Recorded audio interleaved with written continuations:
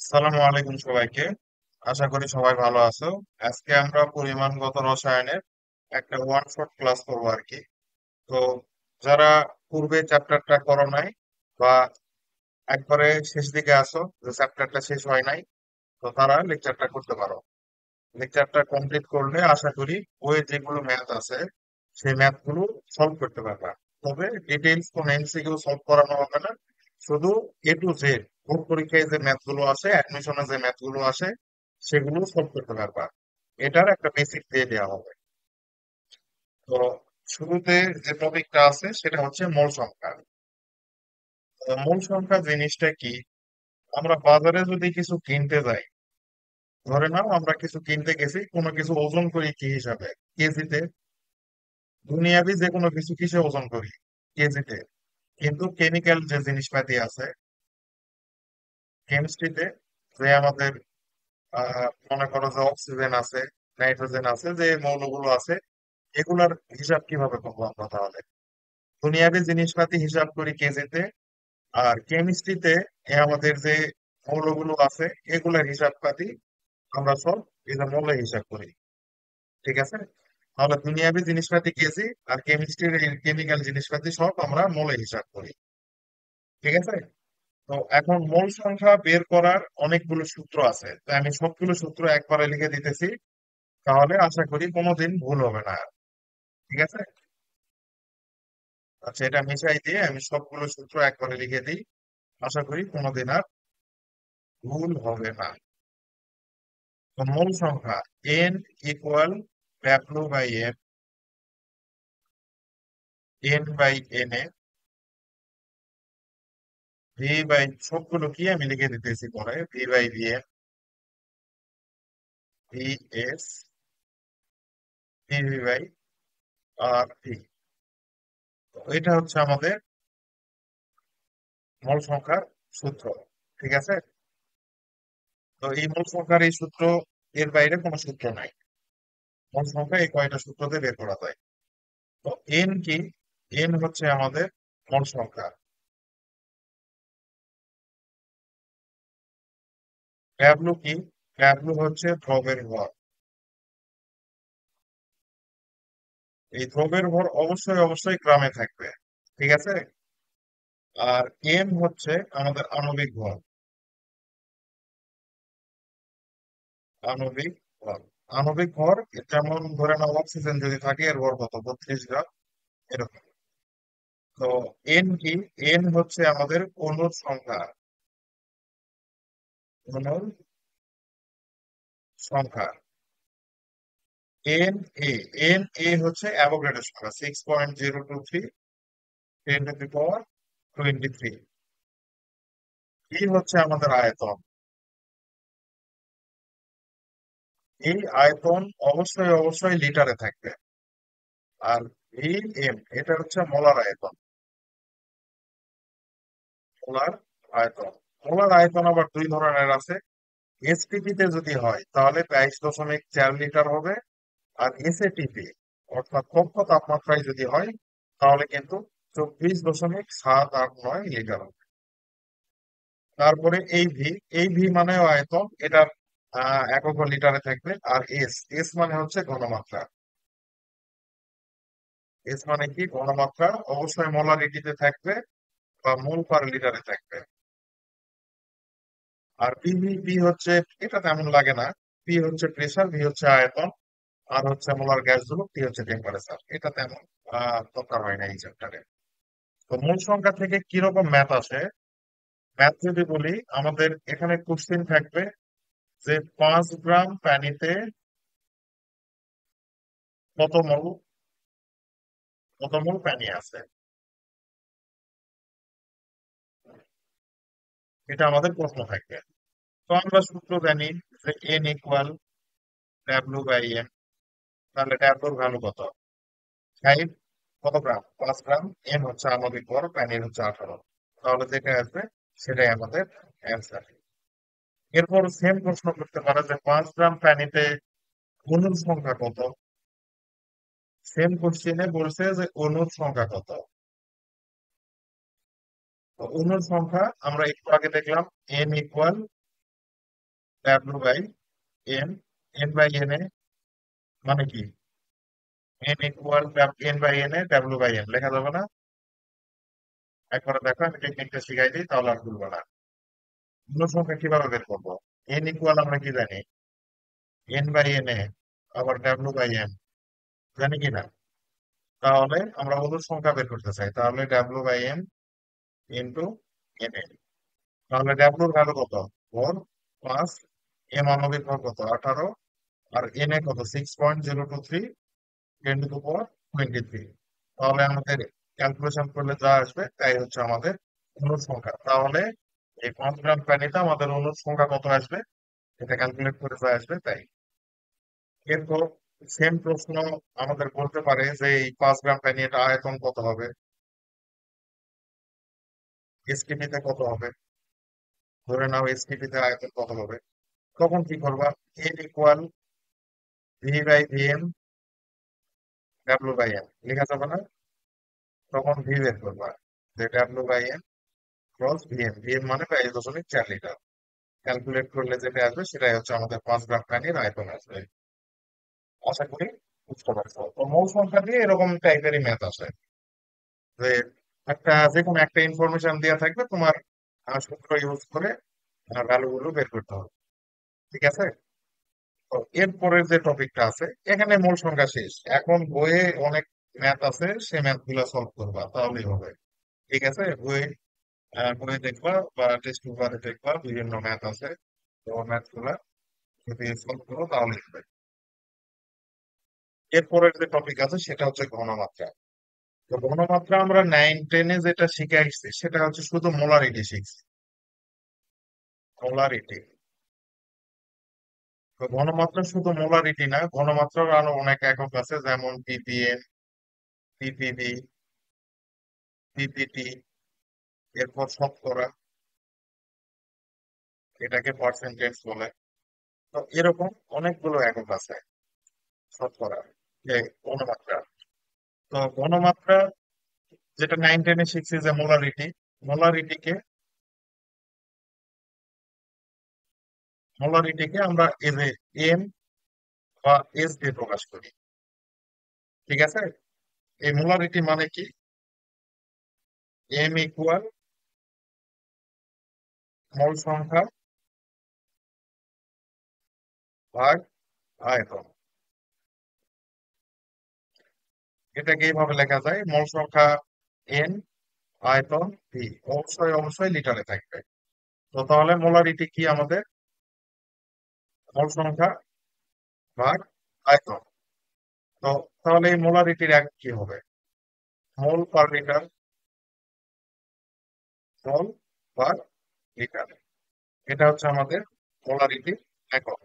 এর অর্থ কি, প্রতি লিটারে কত মোল আমাদের দ্রব্য থাকবে, প্রতি লিটারে কত মোল দ্রব্য থাকবে, এটা হচ্ছে আমাদের মোলারিটি। তো এই মোলারিটি বের করার আরেকটা সূত্র আছে। আমরা এককালে পড়ছিলাম যে W equal S V M divided by 1000। এখান থেকে আমাদের লেখা যাবে না যে S equal 1000 W divided by M V? এটাও কিন্তু আমাদের ঘনমাত্রা।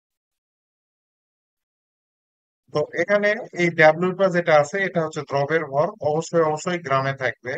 আর এখানকার যে আয়তন আছে, এই আয়তন কিন্তু অবশ্যই অবশ্যই মিলিলিটারে থাকবে। আর এম তো আণবিক ভর, যদি ধরে নাও অক্সিজেন হয় তাহলে 32 গ্রাম। ঠিক।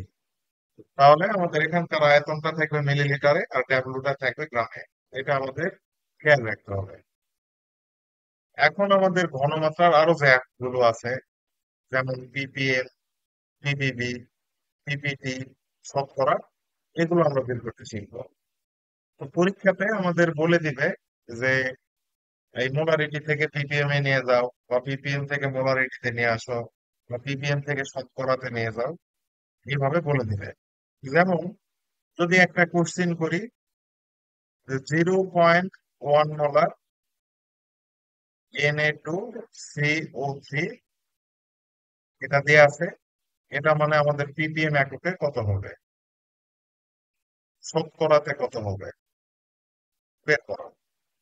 এরপর আমাদের বলে দেয়া থাকতে পারে যে 106 গ্রাম Na2CO3 আছে, এর ঘনমাত্রা মোলারিটিতে কত হবে বের করো, ppm এ কত হবে বের করো, শতকরা কত হবে বের করো। বলতে পারে। তো এখন কিভাবে এই এককগুলো আমরা চেঞ্জ করব, যে ঘনমাত্রাগুলো আমরা চেঞ্জ করব, এটা আমাদের জানতে হবে। মোলারিটি তো শিখতে পারলাম যে মোলারিটি কিভাবে কি বের করে। এখন যদি আমরা এই যে ppm, ppb, ppt শিখি, তো ppm এটার পূর্ণ মিনিং হচ্ছে parts per million. Parts per million, এটা মানে হচ্ছে মিলিগ্রাম পার লিটার। ppm মানে কি? Milligram per litre. আগের বার কি ছিল? মোলারিটি মানে কি ছিল? মোল পার লিটার। এই যে মোলারিটি মানে কি ছিল আমাদের? মোল পার লিটার। এখন আমাদের এই যে ppm মানে হচ্ছে মিলিগ্রাম পার লিটার, অর্থাৎ প্রতি লিটারে কত মিলিগ্রাম দ্রব আছে। ঠিক আছে, ppm মানে তাহলে আমাদের মিলিগ্রাম পার লিটার। তো পরীক্ষায় আমাদের, আচ্ছা ppm আমাদের যদি কখনো ppb তারপর ppt বের করতে বলে, ওগুলো নিয়ে প্যারা করার দরকার নাই। যদি ppm বের করতে পারো তাহলে ppb এমনি বের করতে পারবা। মনে করো ppm বের করছো, তো তাহলে ppb কিভাবে বের করবা? ppm এর সাথে 10³ গুণ দিবা। ppt কিভাবে বের করবা? এই যে ppm এর সাথে 10⁶ গুণ দিবা, আর তুমি ppb এর সাথে 10³ গুণ দিবা। একই কথা। ঠিক আছে, তাহলে তুমি ppb আর ppt টা বের করতে পারবা। এরপর আমাদের যদি পরীক্ষায় এরকম বলে যে ppm থেকে শতকরাতে যাও, আচ্ছা এগুলা পরে করি। তো দেখো,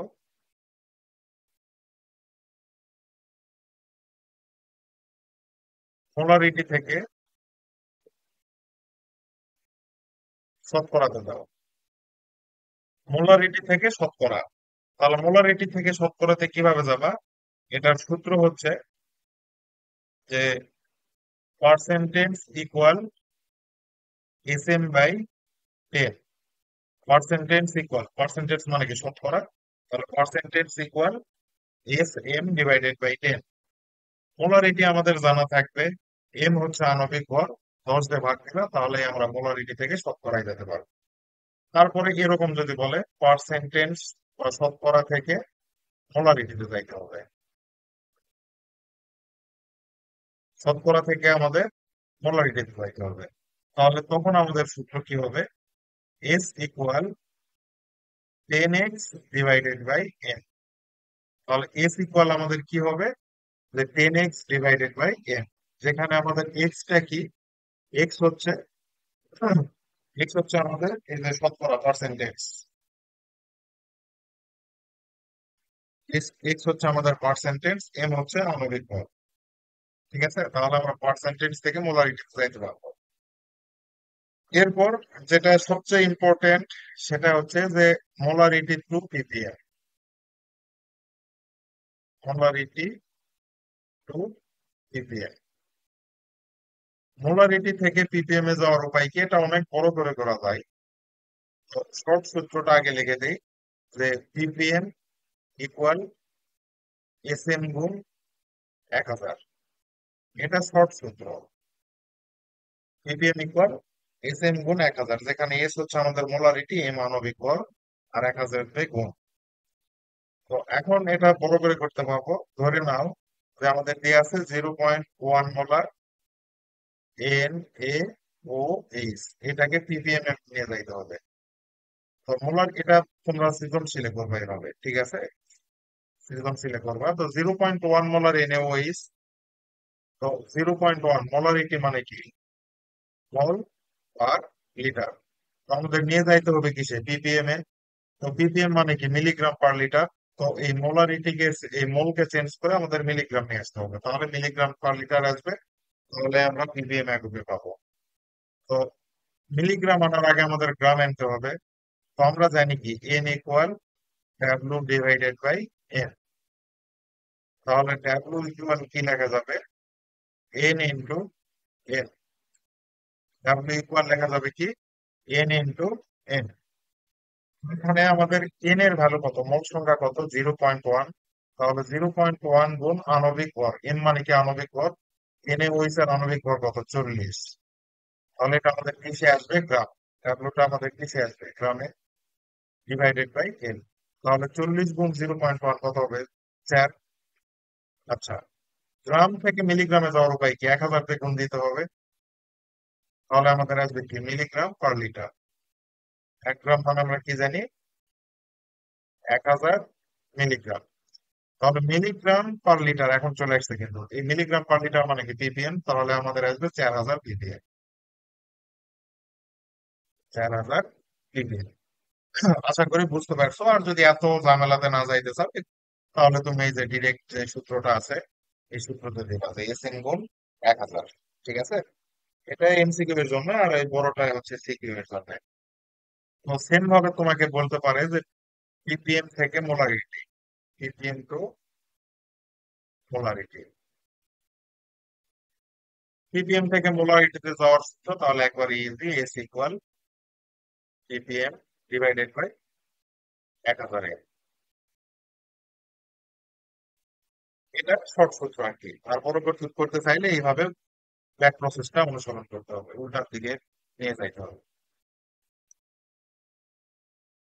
পরের টপিক হচ্ছে যে ঘনমাত্রা লঘুকরণ।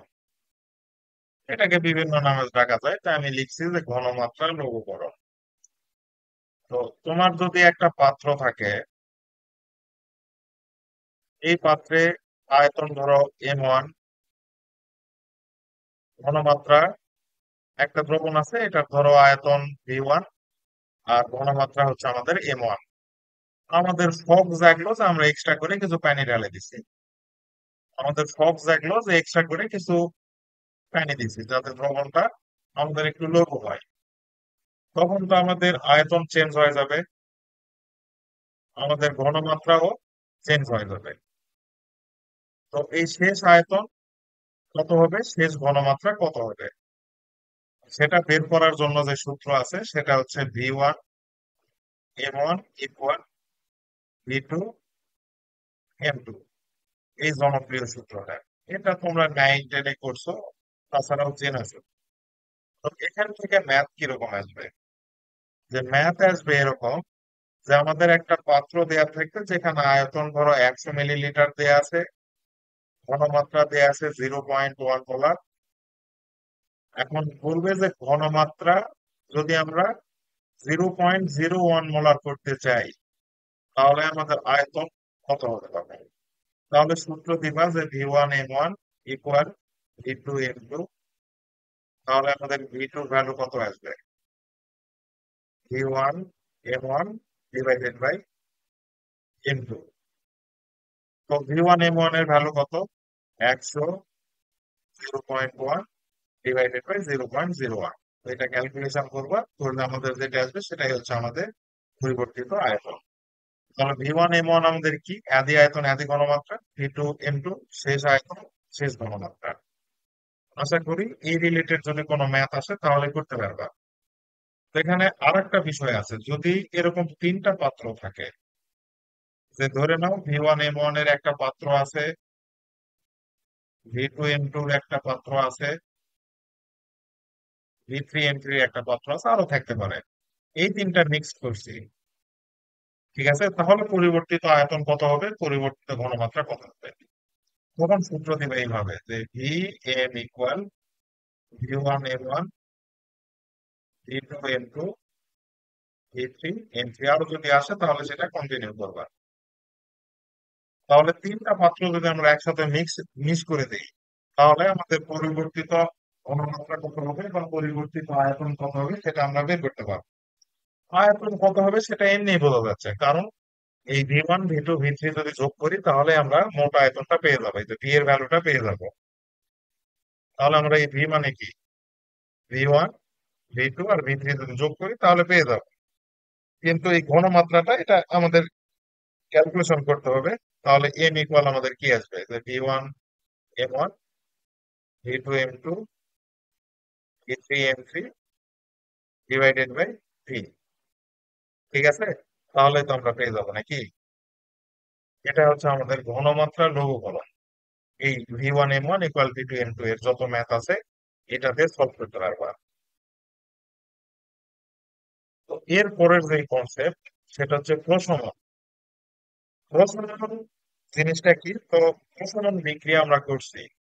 প্রশমন বিক্রিয়া কেমন, যে একটা অ্যাসিড এবং একটা বেস মানে ক্ষার যদি রিয়াকশন করে আমাদের লবণ পানি তৈরি করে। এই বিক্রিয়াটা কি, আমাদের প্রশমন বিক্রিয়া। প্রশমন বিক্রিয়া, ঠিক কিনা। তো এখন আমাদের পরীক্ষায় কোশ্চেন কি আসবে দেখো, যে বলবে যে একটা পাত্র আছে, এই পাত্রে তোমার একটা দ্রবণ আছে, সেই দ্রবণটা হচ্ছে আমাদের এসিড। আচ্ছা, এটা একটু ভালো করে দেখাই।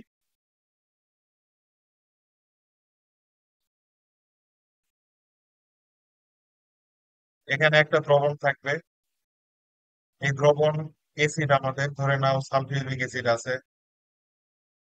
এর আয়তন হচ্ছে V1, ঘনমাত্রা হচ্ছে M1। এর সাথে আর একটা দ্রবণ আমরা মিক্সড করব, সেটা হচ্ছে আমাদের ক্ষার। ধরে নাও NaOH আছে, এই NaOH এর আয়তন হচ্ছে V2, ঘনমাত্রা হবে N2। তাহলে মিক্সড করার পর, জিনিসটা মিক্সড করার পর তখন আমাদের একটা প্রশমন বিক্রিয়া হবে। প্রশমন বিক্রিয়া হলে কি সব নিউট্রাল হয়ে যাবে, সব কি নিউট্রাল হয়ে যাবে। তাহলে এখন আমাদের পরীক্ষায় এরকম বলবে যে V1 দেয়া আছে, M1 দেয়া আছে বা V2 দেয়া থাকবে, আমাদের যে কোনো একটা ইনফরমেশন বের করতে হবে। চারটার মধ্যে তিনটা ইনফরমেশন দেয়া থাকবে আর একটা বের করতে হবে। যে এই প্রশমন বিক্রিয়ায় আহ এত মোল আয়তন, এত আয়তনের সালফিউরিক অ্যাসিড কাজ করছে, এত ঘনমাত্রার সালফিউরিক অ্যাসিড লাগছে এটা প্রশমিত করতে আমাদের। আচ্ছা, আমি একটা প্রশ্নই করে দিই, আগে একটা সূত্রটা লিখে দিই, যে এই প্রশমনের ম্যাথের সূত্র কি। সূত্র হচ্ছে X V A M A equal Y V B M B. এটা হচ্ছে আমাদের প্রশমনের ম্যাথের সূত্র। তাহলে প্রশমন ম্যাথের সূত্র কি, x V M A equal Y V B M B. যেখানে ভি এ এম এ এটা হচ্ছে এসিডের আয়তন ঘনমাত্রা, ভি বি এম বি এটা হচ্ছে ক্ষারের আয়তন ঘনমাত্রা। তো এক্স আর ওয়াই কি, এক্স হচ্ছে যে এসিড ইউজ করব, সেই এসিডের এসিডের কি হয়, ক্ষারকত্ব হয়। তো সেই এসিডের ক্ষারকত্ব হবে। আর ওয়াইটা কি হবে, ওয়াই হবে হচ্ছে আমাদের যে ক্ষার ইউজ করব সেই ক্ষারের অম্লত্ব হবে। তাহলে এক্স কি, যে এসিড ইউজ করব সেই এসিডের ক্ষারকত্ব। আর এই ওয়াই কি, ওয়াই হচ্ছে যে ক্ষার ইউজ করব সেই ক্ষারের অম্লত্ব। তাহলে এখানে আমরা সালফিউরিক অ্যাসিড ইউজ করতেছি, তো সালফিউরিক অ্যাসিডের ক্ষারকত্ব কত, 2। ক্ষারকত্ব অম্লত্ব না জানলে এক্সট্রা একটা ভিডিও আছে, সেটা দেখে আসবা। তো ওয়াই কি, ওয়াই হচ্ছে যে ক্ষার ইউজ করবো সেই ক্ষারের অম্লত্ব। তো এখানে ক্ষার হিসাবে কি ইউজ করছি, NaOH, তো NaOH এর অম্লত্ব কত, 1। সেটা ইনপুট দিতে হবে। এখন আমি একটা প্রবলেম সলভ করাই, দেখো। 50 মিলিলিটার 0.1 মোলার H2SO4 এর দ্রবণকে প্রশমিত করতে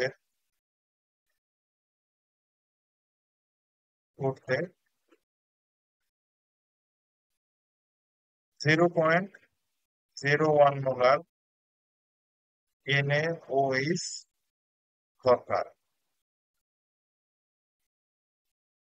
তাহলে এখন প্রশ্ন হচ্ছে যে NaOH এর কত পরিমাণ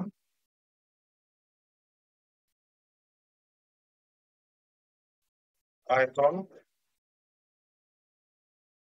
দরকার। NaOH এর কত পরিমাণ আয়তন দরকার, তাহলে আমরা কি পরিমাণ NaOH ব্যবহার করছি সেটা আমাদের বের করতে হবে। তো আমি একটু আগে সূত্র বললাম কি, x V A M A equal Y V B M B. আমাদের আয়তন বের করতে বলছে, তাহলে আমরা ভি ভি বের করবো। ভিবি মানে কি, তাহলে X V A M A divided by V B মানে হচ্ছে ওয়াই এম বি। তাহলে এক্স কি, এক্স হচ্ছে যে এসিড ইউজ করছি সেই এসিডের ক্ষারকত্ব, তো এখানে সালফিউরিক অ্যাসিড ইউজ করছে, সালফিউরিক অ্যাসিডের ক্ষারকত্ব কত, 2। ভি এ ভি এ এসিডের আমাদের আয়তন কত, 50 মিলিলিটার, তাহলে 50 মিলিলিটার বসাবো। এর এ এসিডের ঘনমাত্রা কত, 0.1 মোলার। ওয়াই এর ভ্যালু কত, যে ক্ষার ইউজ করছি সেই ক্ষার NaOH, NaOH এর আমাদের অনুপাত কত, 1। আর এমডি ক্ষারের ক্ষারের ঘনমাত্রা কত, 0.01 মোলার। এটা ক্যালকুলেট করলে আমাদের যে অ্যান্সার আসবে সেটাই হচ্ছে আমাদের সেই পরিমাণ আয়তন লাগবে। ঠিক আছে, এত মিলিলিটার আসবে। তো প্রশমনের ম্যাথ এই এক সূত্র দিয়ে A to Z সব করতে পারবা, যত ধরনের প্রশমনের ম্যাথ আছে এটাকে আর এক ভাবে বলা হয় যে টাইট্রেশনের ম্যাথ। টাইট্রেশনের ম্যাথ বা প্রশমনের ম্যাথ, যত ধরনের ম্যাথ আছে এই x M A equal y ভিভি এম বি এই সূত্রতে কমপ্লিট করতে পারবে। ঠিক আছে, তো ম্যাথমেটিক্যাল একটা প্রবলেম দেখালাম, তো আশা করি বুঝতে পারছো। আর আমাদের চ্যানেল আছে, ঠিক আছে, ইউটিউবে আছে, ফেসবুকে আছে, কম্পোজিট একাডেমি। বাংলাতে লিখলে ভালো করে আসবে, কম্পোজিট একাডেমি। তো এখানে প্রফেশনালি না, অনেক প্লে লিস্ট ছাড়া আছে, ঠিক আছে, আমি নিজে করছি, তো টিউশন ব্যাচ করাই তো। তো এখান ওই টিউশনের অভিজ্ঞতা আছে, তো সেই অভিজ্ঞতাকে কাজে লাগিয়ে কিছু প্লে লিস্ট বানাইছি। ঠিক আছে, এগুলা বিক্রি করার জন্য না, তোমরা নিজেরা দেখবা তাহলে উপকৃত হবা। অর্গানিক কেমিস্ট্রির উপর একটা প্লে লিস্ট আছে, অর্গানিক কেমিস্ট্রি।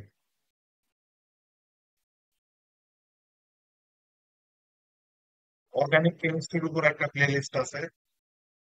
তারপরে আরো কিছু চ্যাপ্টারের উপর তৈরি করতেছি, এই যে আমাদের পরিমাণগত রসায়নের উপর তৈরি করব। তো যাই হোক, পুরো কেমিস্ট্রির উপর একটা প্লে লিস্ট তৈরি করবো। প্লে লিস্ট গুলা দেখলে হবে কি, তোমার এইচএসসি পরীক্ষায় যে ক নাম্বার এবং ঘ নাম্বার গুলো আছে, সাথে ক খ যদি পারি আমি চেষ্টা করব, তো গ এবং ঘ নাম্বার যেগুলো আছে সেগুলো তোমরা সলভ করতে পারবা। ঠিক আছে, তোমাদের যে কোচিং এ আছে, কোচিং এর ভাইয়েরা তো কি পড়াই, ছেলে পেলে তোমরা কিছুই বোঝো না। তো এই গ হতে যেগুলা আসে সেগুলাই পড়ানো হবে। ঠিক আছে, এমন ভাবে পড়াবো গ গ ইনশাল্লাহ কোনোটা মিস যাবে না। আর অর্গানিক কেমিস্ট্রির যে প্লে লিস্ট দেওয়া আছে, ঠিক আছে, এটা তোমাদের 24 সাল থেকে প্রায় 16-17 সাল পর্যন্ত যত প্রশ্ন আসছে জগতে এবং তথ্যতে, যত প্রশ্ন আসছে সবগুলো প্রশ্নের উপর ভিত্তি করে অর্গানিকের প্রায় 80% টপিক আছে, সেই টপিক গুলো সুন্দরভাবে পড়াই দেওয়া আছে। ঠিক আছে, বেশি সময় লাগবে না, 3 থেকে 4 দিন সময় দিয়ে 20-25টা লেকচার দেখবা, তাহলে দেখবো organic chemistry A to Z ভালোভাবে শেষ হবে।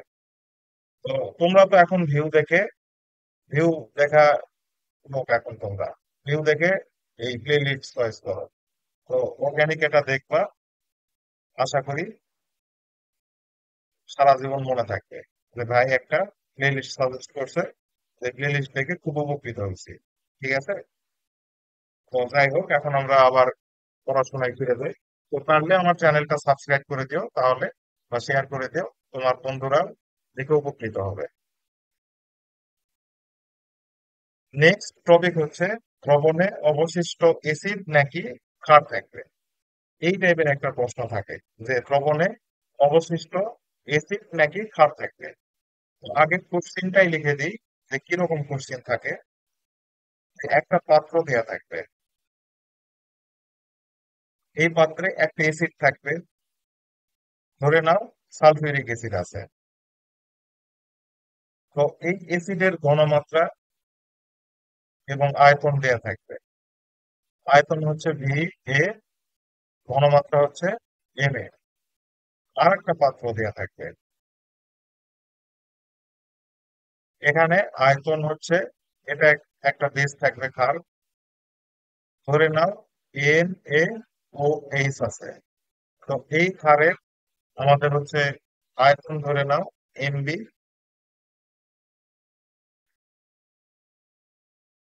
আয়তন ভিবি, ঘনমাত্রা এমবি। তো দুইটা পাত্র যদি আমরা মিক্স করি তাহলে আমাদের যে একটা অবশিষ্ট দ্রবণ থাকবে, এই অবশিষ্ট দ্রবণটা নিউট্রাল হবে, মানে নিরপেক্ষ হবে, নাকি অম্লীয় হবে, নাকি ক্ষারীয় হবে, এটা আমাদের বের করতে হবে। তাহলে একটা অ্যাসিড দেয়া থাকবে, একটা অ্যাসিড দেয়া থাকবে, একটা ক্ষার দেয়া থাকবে। দুইটাকে আমরা মিক্স করব। মিক্স করার পর নতুন যে দ্রবণটা তৈরি হবে সেটা নিরপেক্ষ হবে, নাকি অম্লীয় হবে, নাকি ক্ষারীয় হবে, এটা আমাদের বের করতে হবে। ঠিক আছে? তো কিরকম হবে এটা নিয়ে পূর্বে একটা ভিডিও আছে আমার চ্যানেলে, সেটা দেখতে পারো, বা আমি এখন ডিটেলস বোঝাচ্ছি। তাহলে এটা, এই দ্রবণটা কেমন হবে সেটা বের করার সূত্র কি? সূত্র হচ্ছে X V M equal Y V A M A minus Z V B M B. তাহলে সূত্র কি? যে X V A M A equal Y V A M A minus Z V B M B. তো এখানে V A M A, এটা কি? এটা হচ্ছে যে এসিড দেয়া আছে সেই এসিডের আয়তন, ঘনমাত্রা। ভিভিএমবি কি? যে ক্ষার দেয়া থাকবে সেই ক্ষারের আয়তন, ঘনমাত্রা।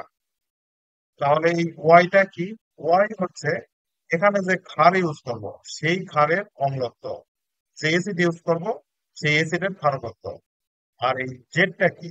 জেড হচ্ছে যে ক্ষার ইউজ করব সেই ক্ষারের অম্লত্ব। তাহলে আবার বলতেছি, একটু উল্টাপাল্টা হয়ে গেছিল। এই ওয়াই হচ্ছে যে এসিড ইউজ করব সেই এসিডের আমাদের ক্ষারকত্ব। আর জেড কি? জেড হচ্ছে যে ক্ষার ইউজ করবো সেই ক্ষারের অম্লত্ব। আর ভি কি? ভি হচ্ছে মোট আয়তন, যে পাত্রে ঢেলে দিছি সেই পাত্রের মোট আয়তন। এম হচ্ছে অবশিষ্ট যে দ্রবণ থাকবে, এসিড থাকবে না ক্ষার থাকবে সেটা তো আমরা জানি না, সেই অবশিষ্ট এসিডের ঘনমাত্রা।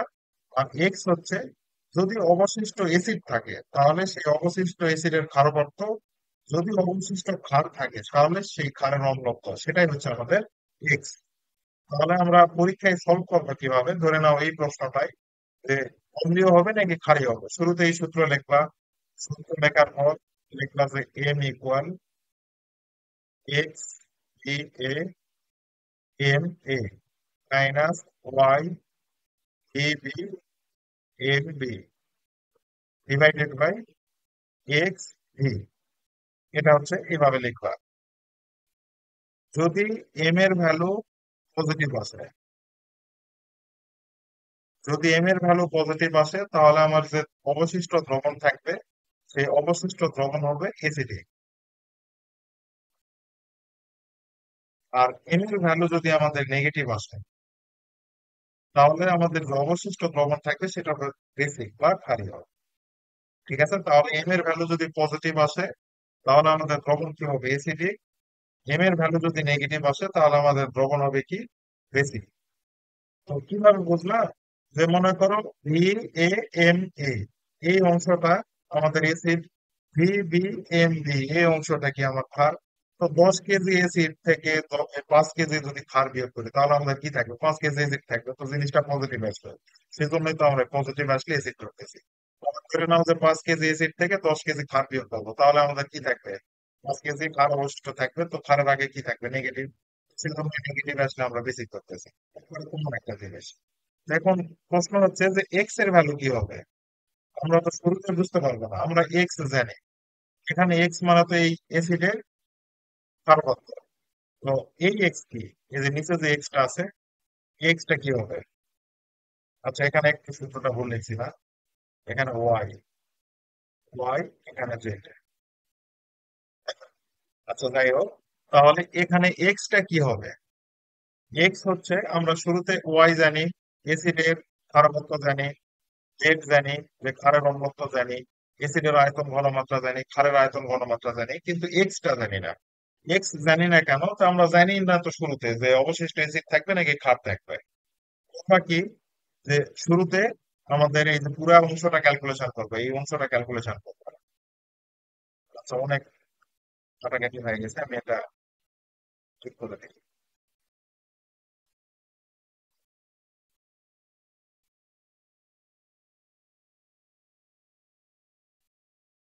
শুরুতে এই যে অংশটা ক্যালকুলেশন করবা, এই অংশটা ক্যালকুলেশন করে যদি আমাদের পজিটিভ আসে, এই অংশ ক্যালকুলেশন করে যদি পজিটিভ আসে, তাহলে বুঝে যাবা তো দ্রবণ অ্যাসিডিক। তখন এক্স হবে সেই অ্যাসিডের ক্ষারকত্ব। যদি এই অংশ সলভ করে যদি নেগেটিভ কিছু আসে, তাহলে তো বুঝে যাবা সেটা বেসিক হবে। তখন সেই এক্স হচ্ছে সেই ক্ষারের ঘনত্ব। ঠিক আছে? তাহলে এই আমরা এই অবশিষ্ট দ্রবণের ঘনমাত্রাটা পেয়ে যাবো। হ্যাঁ, তো এখান থেকে আর একটা জিনিস আসতে পারে যে পিএইচ কত হবে। পিএইচ তো মাইনাস লগ এইচ প্লাস। ঠিক আছে? তো এখন যদি এখানে সলভ করে ধরে নাও 0.1 মোলার আসছে এরকম কিছু, তাহলে আমরা মাইনাস লগ 0.1 মোলার দিলে আমাদের অ্যান্সার চলে আসবে। ঠিক আছে? তো পরের টপিকটাতে যদি যাই, পরের টপিক বলতে একটা ম্যাথ সলভ করা লাগবে অবশ্যই। তো এখানে একটা পাত্র আছে, সালফিউরিক অ্যাসিডের, অ্যাসিডের আয়তন দেয়া আছে 10 মিলিলিটার, ঘনমাত্রা দেয়া আছে 0.1 মোলার। এর সাথে আমরা একটা ক্ষার যোগ করব। ক্ষারের আয়তন হচ্ছে ধরে নাও 5 মিলিলিটার, ঘনমাত্রা ধরে নাও 0.5 মোলার। এটা মিক্সড করলাম একটা পাত্রে। তাহলে এই পাত্রে অবশিষ্ট অ্যাসিড থাকবে নাকি ক্ষার থাকবে আমার বের করতে হবে। তো সূত্র কি? সূত্র M equal Y D A M A minus Z D B M B divided by X V. তাহলে ভ্যালু বসাই। এসিড আমাদের এখানে ক্ষার হিসাবে ধরে নাও Na2CO3 আছে। তো তার ওয়াই এর ভ্যালু কি? এসিড হচ্ছে আমাদের সালফিউরিক অ্যাসিড, সালফিউরিক অ্যাসিডের ক্ষারকত্ব কত? 2। আয়তন দেওয়া আছে 10, ঘনমাত্রা 0.1 মাইনাস ক্ষারের হচ্ছে Na2CO3, এই ক্ষারের অম্লত্ব হচ্ছে 2, আয়তন হচ্ছে 5, ঘনমাত্রা 0.5। আর এক্স এর ভ্যালু তো আমরা জানি না, এক্স পরে বের করতেছি। তাহলে ভি, ভি আমাদের টোটাল আয়তন কত? 10 মিলিলিটার, 5 মিলিলিটার। আচ্ছা, এই অংশটা আগে ক্যালকুলেশন করি। ক্যালকুলেশন করলে আমাদের কত আসে দেখি। তাহলে 2 গুণ 10 গুণ 0.1 মাইনাস 2 × 5 × 0.5 ডিভাইডেড বাই 15 দিলে আমাদের একটা নেগেটিভ কিছু আসতেছে। যেহেতু নেগেটিভ একটা ভ্যালু আসতেছে, তাহলে এই দ্রবণটা কি আমাদের ক্ষার। আর ক্ষার যদি হয়, সেই ক্ষারের অম্লত্ব হচ্ছে আমাদের এক্স। তাহলে আমাদের ক্ষার দ্রবণ কি? Na2CO3, সেই ক্ষারের অম্লত্ব কত? 2। তাহলে 2 বসাবো এখানে। তো এখন যদি আমরা এটাকে যদি 2 দিয়ে ভাগ করি, তাহলে আমাদের আসবে -0.1। তাহলে আমাদের দ্রবণটা কি? দ্রবণটা আমাদের হচ্ছে বেস, বেসিক। বেসিক মানে কি? ক্ষারীয়। তাহলে আমাদের দ্রবণটা হচ্ছে ক্ষারীয়। কিভাবে বুঝলাম? যে আমাদের ঘনমাত্রা নেগেটিভ আসছে। আর নেগেটিভ 0.1, নেগেটিভ থেকে কিছু বোঝাচ্ছে না, শুধু বোঝাচ্ছে যে আমাদের দ্রবণটা হচ্ছে ক্ষারীয়। তো ঘনমাত্রা আমাদের হচ্ছে 0.1 মোলার। তো পিএইচ যদি বের করতে চাই, তাহলে পিএইচ তো বের হবে না, পিওএইচ আগে বের হবে, মাইনাস 2 গুণ 0.1। তো 2 কিসের জন্য গুণ দিলাম? যেহেতু আমাদের ক্ষারের অম্লত্ব 2, অম্লত্ব দিয়ে গুণ দিতে হয়, তাহলে 2 দিয়ে গুণ দিলাম। তাহলে আমাদের যেটা আসবে সেটাই অ্যান্সার। এরপর যদি পিএইচ বের করতে চাই, পিএইচ বের করা হয়েছে, পিএইচ আর পিওএইচ এর যোগফল কত? 14। আমরা পিওএইচ থেকে ডিরেক্ট পিএইচ বের করতে পারবো। এটা হচ্ছে আমাদের ম্যাথ। ঠিক আছে? আশা করি বুঝতে পারছো, এই টপিক থেকে একটা ম্যাথ 100% আসবে। এরপর আমাদের যে কনসেপ্ট সেটা হচ্ছে জারণ বিজারণ অর্ধ বিক্রিয়া। জারণ বিজারণ অর্ধ বিক্রিয়া, এটা 9-10-এ জারণ বিজারণ বিক্রিয়া করছো, রেডক্স বিক্রিয়া। তো দেখো এখন আবার শিখো, অর্ধ বিক্রিয়াও আসবে। অর্ধ বিক্রিয়া কিভাবে আসবে দেখো, ধরে নাও K2 Cr2O7 এইচ বা Ki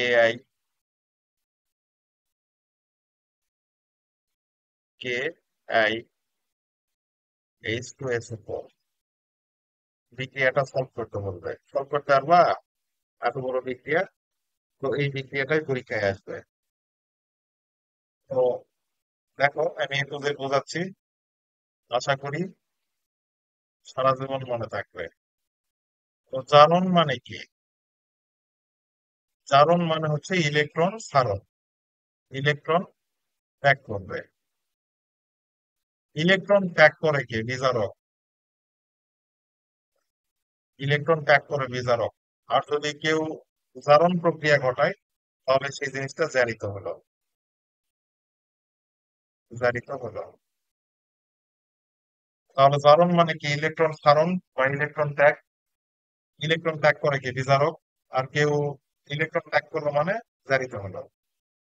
আবার আর একটা জিনিস আছে বিজারক। বিজারণ মানে কি? ইলেকট্রন গ্রহণ। কেউ ইলেকট্রন গ্রহণ করলো, সে হলো জারক পদার্থ। কেউ ইলেকট্রন গ্রহণ করলে সে কি? জারক পদার্থ। আর কেউ বিজারণ প্রক্রিয়া করলো মানে কি? বিজারিত হলো। বিজারিত হলো। ঠিক আছে। এই দুইটা জিনিস অবশ্যই অবশ্যই বাবা মুখস্থ রাখতে হবে। ঠিক আছে। আচ্ছা, জারণ মান বের করা তো জানি আমরা সবাই নাকি? জারণ মান কেমনে বের করে? যে কিছু জিনিসের জারণ মান অবশ্য ফিক্সড, যেমন হাইড্রোজেনের +1, অক্সিজেনের -2। এটা সাধারণ অক্সাইডের। সুপার অক্সাইডের ক্ষেত্রে চেঞ্জ হবে, পার অক্সাইডের ক্ষেত্রে চেঞ্জ হবে। পার অক্সাইডের ক্ষেত্রে -1, সুপার অক্সাইডের ক্ষেত্রে -1। পার অক্সাইড মানে কি? যেরকম দুইটা অক্সিজেন একসাথে লাগানো থাকবে সেক্ষেত্রে -1, সুপার অক্সাইডের ক্ষেত্রে -2। আচ্ছা, যাই হোক। তারপরে ধরে নাও আমাদের এই যে পটাশিয়াম প্লাস, এগুলোর ক্ষেত্রে +1 হয়। তারপর সিএল, ক্লোরিনের হয় -1। এগুলা কিছু মুখস্থ। আর ধরে নাও আমরা K2Cr2O7,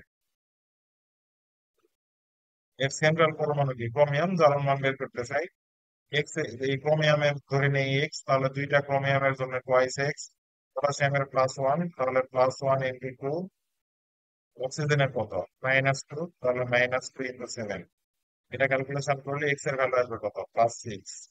তাহলে এই +6 কিসের? আমাদের ক্রোমিয়ামের জারণ মান। ঠিক আছে। এইভাবে জারণ মান বের করে। যাই হোক, জারণ মান বের করা আমার মেন উদ্দেশ্য ছিল না। তো জারণ বিক্রিয়ার কি? জারণ, ধরে নাও আমাদের সোডিয়াম একটা ইলেকট্রন ত্যাগ করছে, করে সোডিয়াম প্লাস, এবং এই যে ইলেকট্রনটা ত্যাগ করছে, তাহলে এটাকে কি বলা হবে? জারণ অর্ধ বিক্রিয়া। জারণ অর্ধ বিক্রিয়া। ইলেকট্রন ত্যাগ করলে অবশ্যই ডান পাশে লিখতে হবে। ঠিক আছে। আবার ক্লোরিন যদি একটা ইলেকট্রন গ্রহণ করে, ওটা যদি Cl- হয়, এটা হবে কি? বিজারণ অর্ধ বিক্রিয়া। এটা হবে কি? আমাদের বিজারণ অর্ধ বিক্রিয়া। আর বিজারণ হলে অবশ্যই ইলেকট্রন বামে লিখতে হবে। একটা জিনিস মনে রাখবা, যে জারণ মান বাড়লে জারণ মান বাড়লে জারণ প্রক্রিয়া, জারণ মান কমলে বিজারণ প্রক্রিয়া। জারণ মান বাড়লে জারণ প্রক্রিয়া, জারণ মান কমলে বিজারণ প্রক্রিয়া। এখানে শুরুতে জারণ মান কত ছিল? 0। এখানে যা হয়েছে কত? +1। জারণ মান কি হয়েছে? বেড়েছে। তাহলে জারণ মান বাড়লে কি হবে? জারণ প্রক্রিয়া। এখানে জারণ মান কত ছিল? 0। জারণ মান হয়েছে কত? -1। ঠিক আছে। জারণ মান ছিল 0, এখানে যা হয়েছে -1। জারণ মান কমছে, জারণ মান কমলে বিজারণ প্রক্রিয়া। মনে রাখবা, তাহলে জীবনে ভুলতে হবে না। তাহলে যদি যোগ করে দেই, এই ইলেকট্রন, এই ইলেকট্রন দুই পাশে সেম, আউট অফ মার্কেট, তাহলে আমাদের থাকবে কি? সোডিয়াম ক্লোরিন মিলে Na+Cl- একটা আয়নিক যৌগ তৈরি করবে। এখন এটাকে বলতে পারবো যে জারণ বিজারণ অর্ধ বিক্রিয়া। পূর্ণ বিক্রিয়া। ঠিক আছে, এটা তো একবারে সিম্পল, 9 10 ক্লাসে এটাও তো থাকে এটা, তাই না? এখন যেটা করবো, এখানে যে পূর্বের পেজে দেখলাম, তো এত বড় একটা রিয়াকশন যদি দেয়া থাকে, তাহলে এটা কিভাবে আমরা সলভ করবো? কিছু জিনিস মুখস্থ রাখতে হবে। কিছু জিনিস মুখস্থ না থাকলে এই চ্যাপ্টার সলভ করা তোমার পক্ষে সম্ভব না। তো বাম পাশে যদি KMnO4 থাকে, K2CR2O7 থাকে, বা পটাশিয়াম আয়োডাইড থাকে, বা H2C2O4 থাকে, এরকম যদি কিছু থাকে, তাহলে এই পটাশিয়াম, তারপর এই যে পটাশিয়াম, এই যে এই পটাশিয়াম, তারপর এই যে হাইড্রোজেন, এগুলাকে বলা হয় হচ্ছে দর্শক আয়ন। এগুলা সবগুলা কি দর্শক আয়ন। এই যে এটা, এরা কি আমাদের দর্শক আয়ন। বিক্রিয়ায় এরা কিছু করতে পারে না, ঠিক আছে, এদের সেই পাওয়ার নাই। তো সেই জন্য বিক্রিয়া করার সময়, কারণ বিজারণ অর্ধ বিক্রিয়া বা পূর্ণ বিক্রিয়া করার সময় এই দর্শক আয়নকে আমরা গুনি না হিসাবে। তো দর্শক আয়ন যদি বাদ দিয়ে লিখি, তাহলে আমাদের এই যে এখান থেকে দর্শক আয়ন বাদ দিলে আমাদের কি থাকবে? MnO4 মাইনাস, পটাশিয়াম একটাকে বাদ দাও, পটাশিয়াম প্লাস। পটাশিয়াম প্লাস যদি চলে যায়, তাহলে MnO4 মাইনাস হবে না, নিউট্রাল করার জন্য। তারপরে এখানে দুইটা পটাশিয়ামকে যদি আমরা না গুনি, তাহলে আমাদের কি থাকবে? Cr2O7 2 মাইনাস, কারণ দুইটা পটাশিয়াম 2K প্লাস নিয়ে যাবে, তাহলে নিউট্রাল করার জন্য দুইটা মাইনাস দরকার। পটাশিয়াম আয়োডাইড, এটার থেকে যদি পটাশিয়ামকে বাদে, তাহলে আই মাইনাস থাকবে। তবে H2C2O4, হাইড্রোজেনের কত? 2H plus. তাহলে দুইটা হাইড্রোজেন প্লাস চলে গেলে আমাদের কি থাকবে? C2O4 minus. এই তো নাকি দর্শক আয়নের হিসাব ভাব থেকে। আচ্ছা, তাহলে দর্শক আয়ন আমি এটা লিস্ট করে দিচ্ছি, এটা মুখস্থ রাখবা। যদি থাকে KMnO4, এখান থেকে দর্শক আয়ন বাদ দিলে কি থাকবে? MnO4 minus. কোনো বিক্রিয়ায় যদি বাম পাশে MnO4 মাইনাস থাকে, তাহলে ডান পাশে অবশ্যই অবশ্যই আমাদের Mn2 প্লাস তৈরি হবে। তাহলে বাম পাশে যদি MnO4 মাইনাস থাকে, তাহলে আমাদের ডান পাশে কি তৈরি হবে? Mn2 plus. তাহলে MnO4 মাইনাস থাকলে আমাদের ডান পাশে তৈরি হবে Mn2 প্লাস। তারপরে ধরে নাও দেয়া আছে K2CR2O7, এখান থেকে যদি দর্শক আয়ন বাদ দেয়, তাহলে কি হবে আমাদের? Cr2O7 2 minus. তো বাম পাশে যদি Cr2O7 2 মাইনাস থাকে, ডান পাশে কি তৈরি হবে? 2Cr3 plus. তারপরে ধরে নাও বাম পাশে আছে আমাদের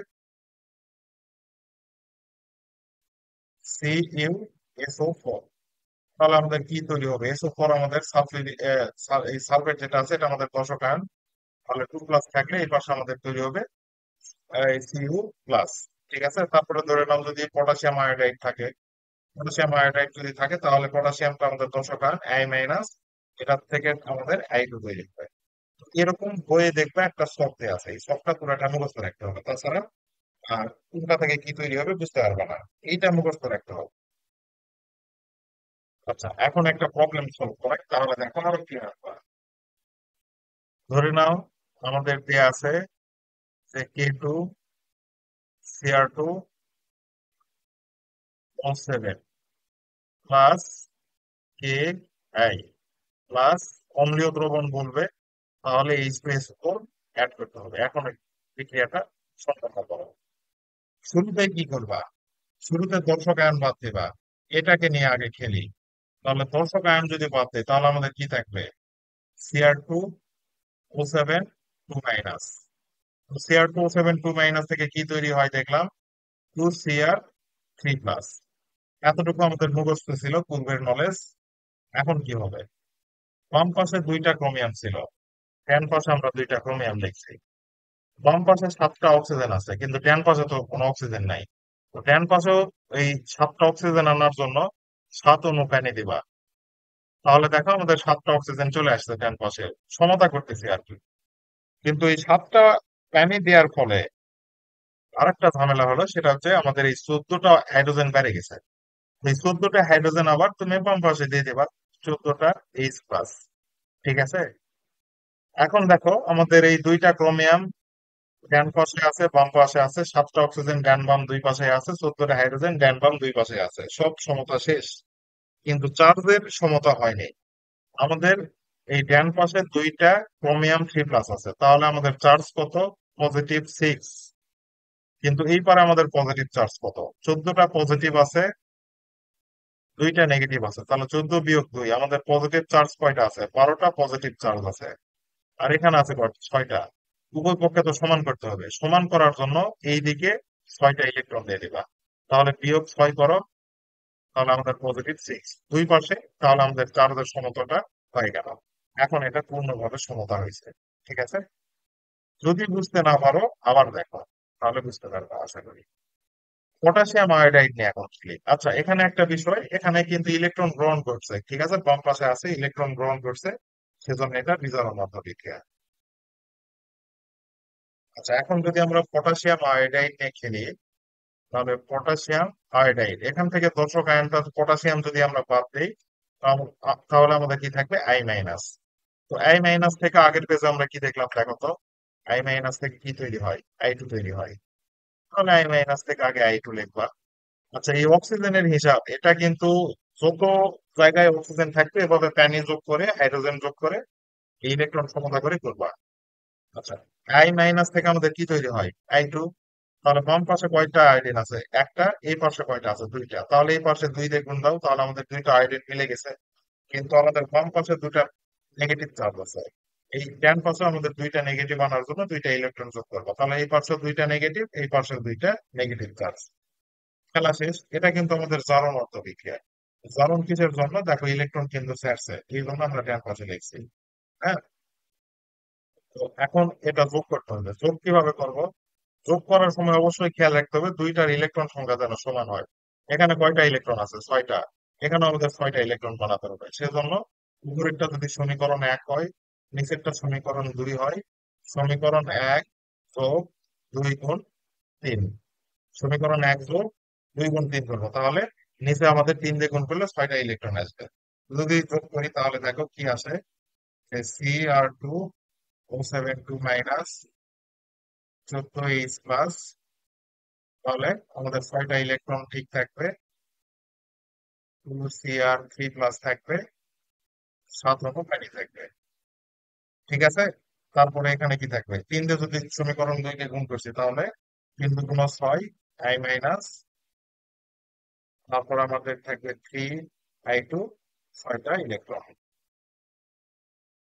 যদি যোগ করা হয় তাহলে দেখো তো আমাদের কি আসে, যে Cr2O7 2 - 14H+, 6টা ইলেকট্রন।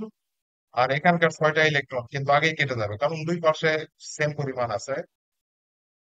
তারপরে 6I- আছে, এটার থেকে 2Cr3+, 7 পানি, 3 আয়োডিন। এটাই হচ্ছে আমাদের জারণ বিজারণ পূর্ণ বিক্রিয়া হবে। এখন আর একটা কাজ বাদ আছে, সেটা হচ্ছে দর্শক আয়ন গুলো বাদ দিয়েছিলাম না, সেই দর্শক আয়ন গুলো অ্যাড করে দিতে হবে। তো এর সাথে কি থাকে? পটাশিয়াম, তাহলে K2Cr2O7, এই যে 6 আয়োডিন, তাহলে এখানে 6Ki লিখে দিবা। ওই যে উপরে কি ছিল? Ki ছিল। কিন্তু এই 14 হাইড্রোজেন প্লাস এটা কই থেকে লিখবা? এখানে লিখবা 7 H+O। তাহলে এই যে দেখো, ওই যে উপরে সালফিউরিক অ্যাসিড আছে, 7 × 14, এই যে 14টা হাইড্রোজেন মিলে গেছে আমাদের। তারপরে এইদিকে আমাদের এই যে 2Cr3+, এই রিয়াকশনটা করে আমাদের Cr2SO4 3 তৈরি করবে। এটা আমাদের মুখস্থ রাখতে হবে। Cr2SO4 3, এখানে সামনে 2 আছে, এখানেও 2 আছে, তাহলে আমাদের সামনে এক্সট্রা আর কিছু অ্যাড করা লাগতেছে না।